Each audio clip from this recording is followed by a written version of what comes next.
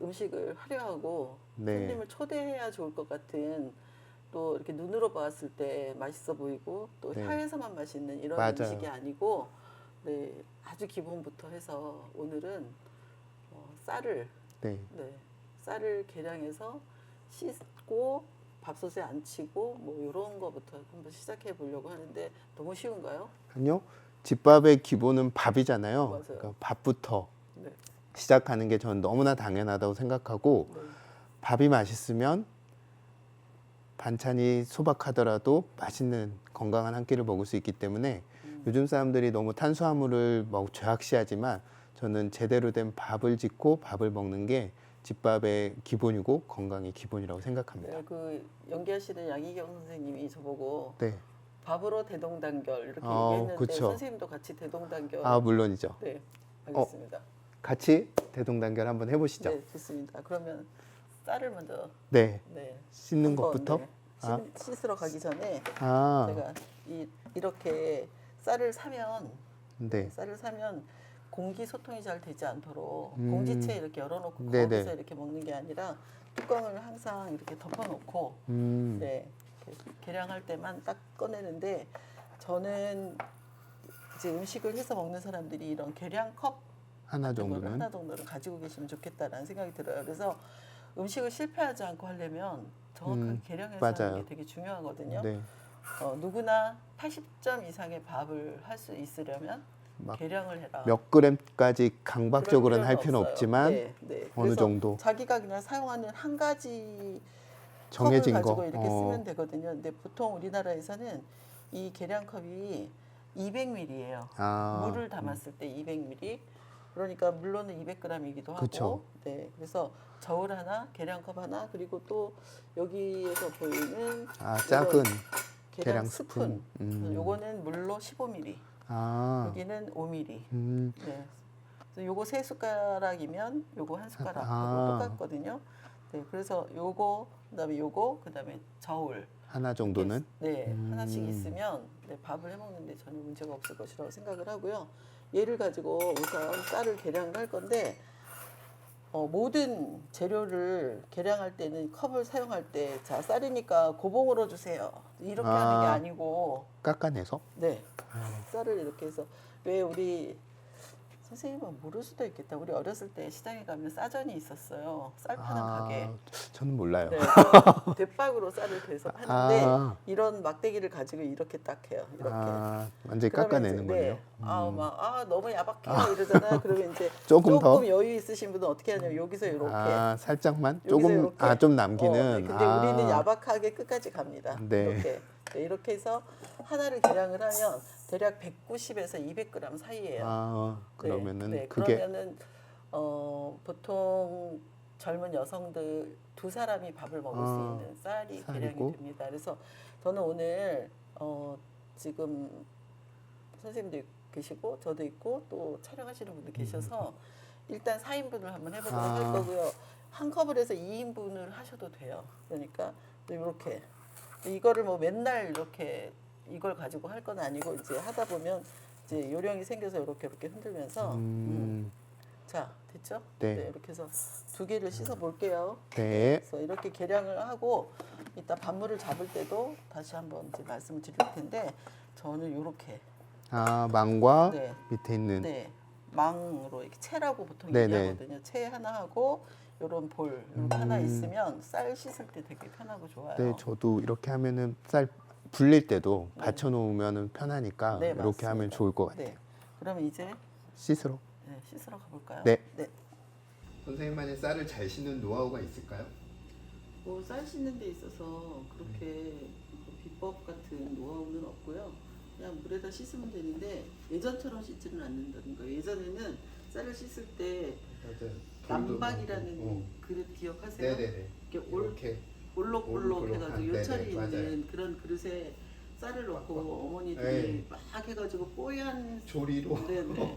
뽀얀 그 쌀뜨물이 나오게 그렇게 네. 하면서 그게 깨끗하게 씻어진다고 생각을 하셨는데 실제로 쌀은 이게 도정하는 과정에 껍질 딱 벗겨지고 네. 먼지 정도밖에는 없었어요, 뭐 없거든요. 요즘은. 네. 그래서 그냥 씻으면 돼요. 근데 씻을 때 이렇게 저는 체에 맞춰서 네. 체에 맞춰서 한 번만 이렇게 다 씻어볼게요. 네. 근데 물을 받아서 씻지 않고 되게 빠르게 그냥 찬물에 찬물에. 씻는 이렇게 해서 회 받친 채로 채로 이렇게 해서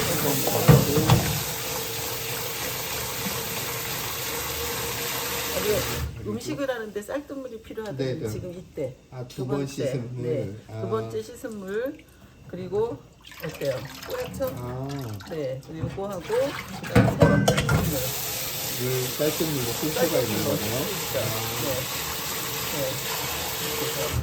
그리고 그냥 이렇게 해도 되고 아니면 이렇게 해서 그냥 이렇게 한번 정도 더.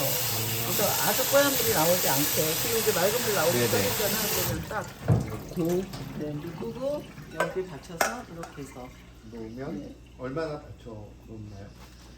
이렇게 받쳐 놓는 걸 이제 불린다고 얘기하거든요. 그런데 봄, 가을 지금처럼 봄, 가을에는 한 40분 정도 불리고 여름에는 30분 정도, 겨울에는 1시간 정도 이렇게 1시간 불려요. 정도? 네, 왜냐하면 겨울에 기온이 차기 때문에 얘가 빨리 이렇게 불지 않는 거죠. 네. 그래도 요즘 바쁘잖아요. 네, 쌀을 불릴 수 있는 시간을 단축하는 방법도 있을까요? 있죠. 밥을 안 치면서 설명해 볼까요? 네. 네, 그럼 밥을 하러 가보겠습니다. 네. 선생님 네. 밥을 한번 네, 지어보죠. 네. 자, 밥을 맛있게 지어봐야죠. 네. 자, 이렇게 해서 쌀을 불려요. 네. 네, 이게 불어날까? 씻기만 했는데. 씻기만 했는데 그런데 쌀을 씻을 때 이제 물이 쌀 표면에 네, 묻어서? 묻잖아요. 네. 그 쌀 표면에 묻은 그 물만으로 불리는 거예요. 그래서 얘가 원래 그 쌀 부피 그거의 한 20% 전후로 네. 이제 물이 묻어가지고 부피가 불어나게 되거든요. 그러면서 색깔이 쌀이었을 때보다 씻지 않은 마른 쌀이었을 때보다 네, 뭔가 부피가 늘어나나요? 늘어나는 것뿐만 아니라 색이 변해요. 음, 그래서 처음에 이제 쌀일 때는 약간 반투명한 상태 네. 그런 상태로 있는데 시간이 지나면서 얘가 이제 불투명한 상태로 바뀌게 돼요. 그래서 씻은 쌀과 씻지 않은 쌀 쌀의 구분이 차이가 되는 거죠. 네.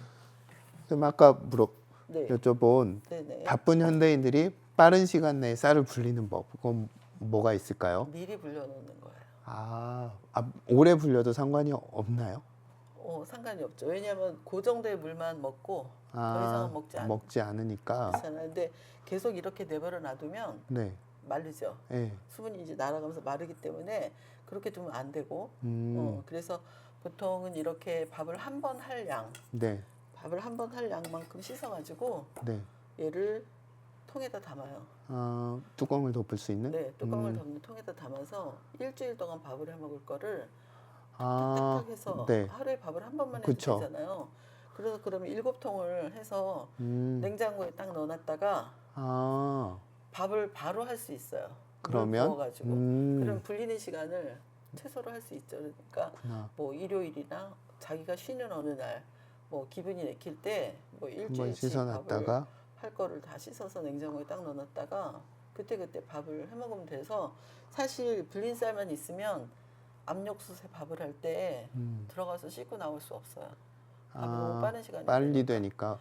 네, 만약에 뭔가 주문을 해서 반찬을 주문한 게 올 때까지 기다렸다가 밥을 먹으려고 먹어야겠다. 하면 안 돼요. 이미 다 밥이 끝나버려. 네, 너무 빨리 돼갖고 식어버려요. 전기밥솥보다도 빠를. 전기밥솥보다 훨씬 빨라요. 이 압력솥이. 이 압력솥이. 그래서 이런 압력솥을 하나씩 가지고 계시면 되게 좋은데 압력솥 그렇게 생각하면 보통 사람들이 네. 무슨 외국에서 수입한 되게 고가의, 비싼 네. 그런 압력솥들을 생각을 하는데 우리나라에서 나온 피사에서 나온 압력솥 되게 좋아요. 저 이거 어머니가 이용하셨던 그 솥 같아요. 네, 네. 더군다나 이제 뭐 2인 가구나 1인 가구들이 쓸 수 있는 4인용 작은 거. 그러니까 혼자 산다고 2인용 이런 거 사지 마시고 왜냐하면 부재료를 넣어서 다양한 음식을 해 먹으려면 그리고 이게 4인용? 압력솥이지만 냄비로도 사용할 수 있거든요. 그렇죠. 그러니까 혼자 살아도 4인용이나 둘이 살면 6인용 정도 추천해 좀 더 넉넉한 게 그렇죠. 좋겠네요. 네, 네. 밥을 해볼 건데 네. 일단 먼저 압력솥밥을 먼저 하나요? 저는 누룽지를 좋아해서 냄비밥 어머니, 먼저 해볼까요? 어머니께서 늘 네. 냄비밥을 하면 이게 저희 사투리로 깜밥이라고 하는데 누룽지를 긁어주시거나 아니면 누룽밥을 만들어 주셔서 최고죠. 그걸 맛있게 먹었던 기억이 맞아요. 있거든요. 최고죠. 우리가 냄비밥을 할 솥을 고르거나 압력솥 밥을 고를 때 뭔가 주의하거나 이걸 지키면 좋다 이런 게 있을까요? 보통 식당에서 냄비밥을 해갖고 파는 곳들이 있는데 그런 곳에서 밥을 할 때는 알루미늄 얇은, 양은 네. 냄비라고 얘기하는 네네. 데다가 해주거든. 열 전도율이 굉장히 높아가지고 네. 빠른 시간에는 끓기 때문에 그런 걸 쓰기는 하는데요. 양은 냄비는 코팅이 벗겨지면 그때부터는 몸에 그쵸. 이제 중금속을 먹게 되니까. 해로운 물질이 나오기 때문에 그래서 기왕이면 이제 무쇠솥이나 예전에 우리 가마솥 쓰던 그쵸, 저 재질이 철. 좀 무겁기는 하지만 무쇠솥 같은 거 괜찮고 그다음에 이런 스텐, 스텐 네. 되게 좋아요. 그래서 저는 그냥 거의 모든 제품들은 다 스텐 쓰시라고 네. 권해드리는데 특히 이제 간기가 있거나 고열의 물을 한다든지 또 음식을 해갖고 보관하는 거 이런 것들은 스텐이 되게 좋거든요. 아, 그러면 냄비밥을 할 때는 가능하면 무쇠솥, 네. 압력밥솥은 무쇠솥도 괜찮고 스텐도 괜찮아요. 좋고. 아, 오늘은 무쇠솥으로 쓰는데 다음에는 스텐으로 한번 해보도록 할게요. 네네. 돌솥도 있고요. 아, 돌솥 맞아요. 돌솥도 네네네. 있네요. 맞아요. 곱돌, 맞아요. 장수 곱돌솥 뭐 맞아요. 이런 거 있어요. 근데 이제 스텐을 쓸 때는 304 재질 정도 돼야지. 네, 304가 스텐에도, 뭔가 규격인가요? 네네. 아, 그래서 스텐의 질을 나타내거든요. 그래서 그 정도 되는 거를 고르면 되는데 우리나라에 이제 브랜드화 되어 있는 여러 조리 도구들은 거의 대부분 304를 쓰기 아. 때문에 큰 문제는 없고 너무 저렴한 거는 사지 조금 마시라고. 조심할 왜냐면 필요가 있겠네요. 자기에게 주는 음식을 하는 거잖아요. 그렇죠. 그러면 그것도 한 번 사면 오래 쓰니까. 그렇죠. 이거는 한 번 사면 지금 이게 거의 한 15년 정도 쓴 거거든요. 근데 변함없이 쓰고 있어요. 전자제품보다도 오래 쓰는 그렇죠. 솥이네요. 네, 네. 그래서 전기 압력밥솥 같은 거 필요하긴 해요. 그런데 저는 그냥 이걸 추천을 해드려요. 바쁜 사람 같은 경우에는 오히려 예, 바쁜 현대인이 전기밥솥을 쓰는 것보다 압력밥솥을 쓰면 훨씬 더 시간을 줄일 단축할 수 있는 있다. 거죠. 네, 그리고 다양한 용도로 사용할 수 있기 때문에, 네. 중간에 뭐 여기다가 부재료를 넣고 밥을 하는 것도 가능하고 지금 뭐 물론 전기밥솥 중에 그런 게 나오기는 했어요. 네네네. 중간에 뚜껑 한 번 열 수 있는 그런 게 있는데 좀 최신 상품이고 워낙 전기 압력밥솥 같은 경우는 고가이기 때문에 고가니까. 저렴한 이런 거를 쓰셔도 네, 충분히 괜찮습니다. 맛있고 네, 네. 짧은 시간 안에 음식을 할 수 있다. 네. 네. 지금 봄이니까 40분 불려서 네네. 이제 밥을 해야 되는데 이제 40분 됐어요. 아, 네. 그래서 밥을 한번 해볼까요, 해볼까요? 선생님? 네. 냄비밥부터. 네. 네.